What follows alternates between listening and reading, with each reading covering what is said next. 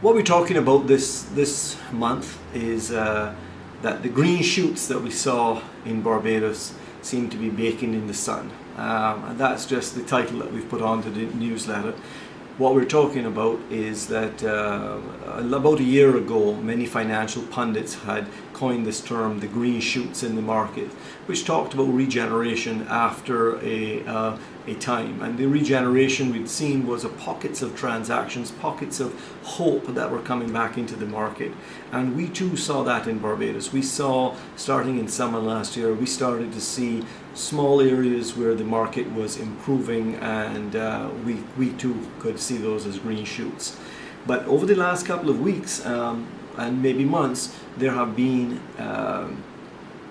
some changes in the financial climate, and that has created some adverse conditions for our green shoots to survive.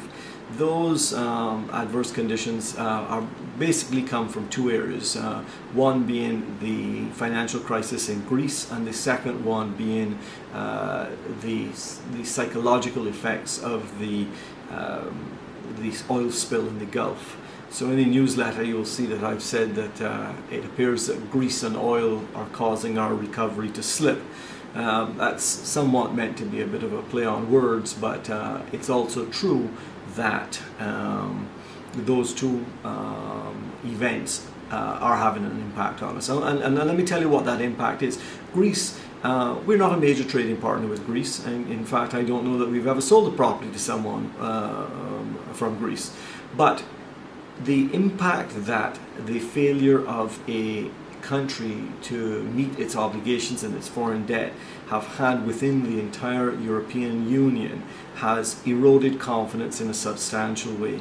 That has led to the euro declining in value. It has also contributed to the decline in value of the sterling.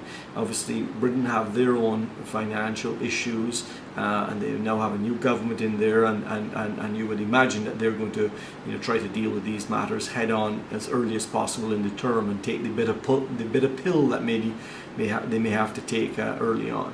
So a declining sterling, or a weak sterling, as we have said many times, hurts us in Barbados in the property market. Our main trading partner for foreign property purchasers our main partner is the UK. At a trading level of about $1.65 to a US pound is a good level for us.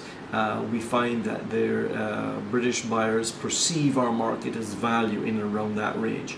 Where we're trading at now, which is in the 140 to 145 range, our market seems quite expensive.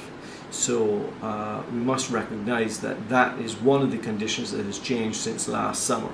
The second thing is, I think, the market psychology, where there's significant uncertainty, and the oil spill in the Gulf certainly brings home to us how fragile our environment is, how interconnected we all are.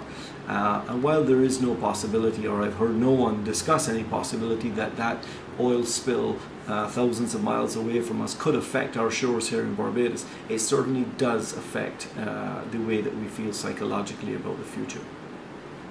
So what we need now in the market is confidence. We don't need any of this further uncertainty. The failure of Lehman Brothers is what started the financial crisis. Now we see an entire country failing in terms of its financial obligations. And the question that obviously gets answered is on people's mind, but what's next?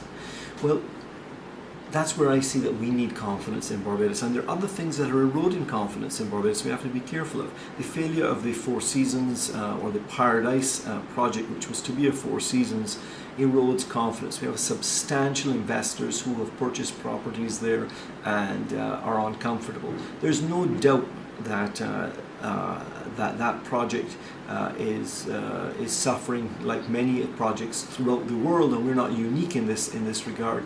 But we, as an island, that is one thing that is drawing us down. We have some other projects that have failed. We have the most recent disclosure that the Black Bess project, which has been on hold for it seems quite a number of years has been put into receivership, and the property is being actively offered for sale. We have the entire portfolio of Copthing Friedland, one of the Icelandic banks, who had about 8 properties in Barbados, or developments in various forms of, or various stages of development. They're all under review, some being actively offered for sale, others we know are going to come up. So there are a number of items that are shaking the confidence. On the other hand, there are some extremely positive things that can be said about the real estate market, and some great developers who are investing substantially in Barbados. We see that with the Beachlands project, with the LTG real estate group out to the UK. We see it with the St. Peters Bay project, with the owner of the Villages in Florida, who has backed that. And he's made a further investment at the Port Ferdinand development, which is moving ahead extremely quickly, and that is a beautiful new marina development. We see it with a further expansion at Apes Hill. We see houses starting to go up there. We see further expansion within Royal Westmoreland, and we've had some high-profile sales within traditional areas like Sandy Lane. So there are a lot of positive things, and in fact the preponderance of evidence today demonstrates that the market is improving for us. But having said that, as I mentioned before, it comes at a time when the pound is weak and appears to be weakening, and there are other things that are affecting our recovery. One thing just to comment about the market and what we see, and it's another to actually participate in changing the market. And I guess in our newsletter this month, what I'm getting across is that we at Terra Caribbean, we want to be a catalyst and a part of the change as to where we need to go. This recession in the real estate market has given us a tremendous opportunity to drive inefficiencies out of our real estate development system, and we have seen improvements in it, but more can be done, not only in the public sector where people tend to want to focus in Barbados, but also in the private sector. And I'm pleased to say that we have begun an initiative in conjunction with the public sector, with the legal fraternity on the island, the developers, where we are going to be reviewing from cradle to grave the development cycle.